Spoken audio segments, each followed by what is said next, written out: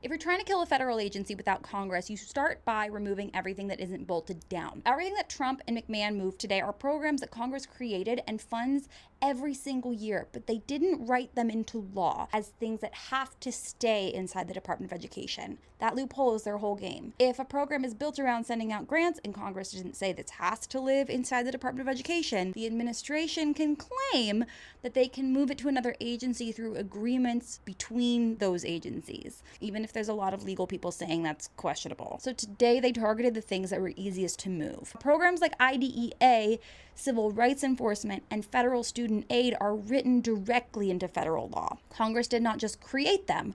Congress says that the Department of Education itself is responsible for carrying them out. So that's why you see the administration firing staff. They're hollowing the place out, but they can't legally move those functions without Congress rewriting the law. The grants that are left, there are not many, maybe a few institutional higher ed grants or a couple teacher prep grants, some pilots, a little bit of research funding. But the big funding stream, they're not going to be housed in the Department of Education anymore. They still, quote unquote, exist, but they're moved to people that don't know what they're doing. And the agencies that they're going to are also overburdened. This is why we have the Department of Education in the first place, you guys. This is not going to work. You need a specialized agency to deal with education. And then also you have the fact that the infrastructure that makes certain agencies possible within the Department of Education being gutted and gone in some cases. I do have an interview with 3 employees, 2 of whom were fired, which gets more into the game that they're playing here. Follow along across platforms for updates, and I will update you as soon as I get the updates.